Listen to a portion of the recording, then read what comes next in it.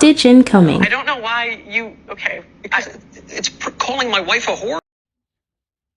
2024 must be the year of the red pill rebrand. First Candace Owens, now Pearl Davis, and let's break this down a little bit. I find it hilarious that when Pearl Davis was pretty much outed and put out of the black red pill community because of her racist white supremacist views and platforming racist white supremacists such as Nick Fuentes and having a kiki with him.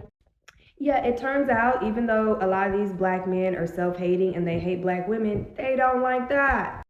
So they canceled her. And now here she is trying to basically rebrand herself and re-platform herself on the white red pill side. But as you can see, she's taking some of her idiotic black red pill talking points with her, and it's just not flying.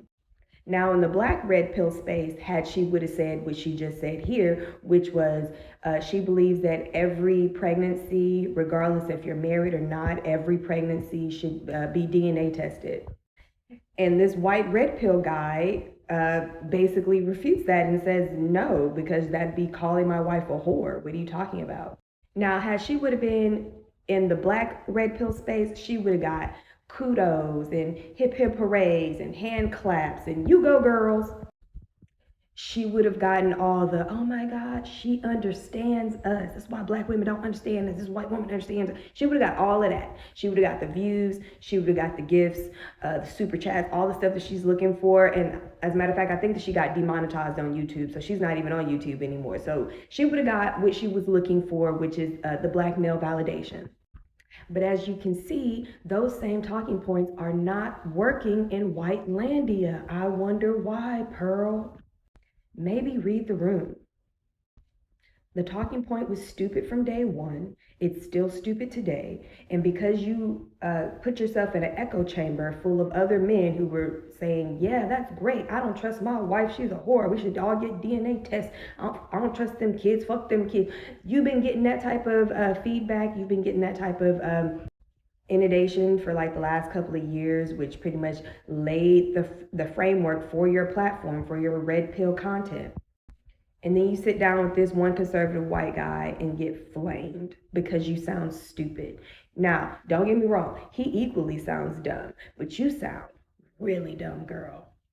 Which is why neither you or Candace Owens is going to ever find the audience that you're looking for, because you're pandering at this point. It's fake, it's see-through, and it's stupid.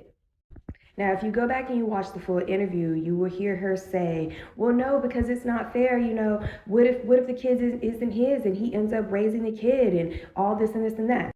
Because she's so dumb, because she's not black, because she's been pandering in the black red pill space, she doesn't realize that this isn't a real problem. She doesn't realize that those men were lying to her. You would swear, just going off of black red pill space, that 99% of men have these kids and they're all doting over them and they're, wanting to be in their lives and wanting to be fathers, and then they all find out the kids aren't theirs. Taking care of a child that isn't theirs is probably one of the biggest fears in the black community, an unfounded fear on top of that, but it is one of the biggest fears that they pretty much voice daily.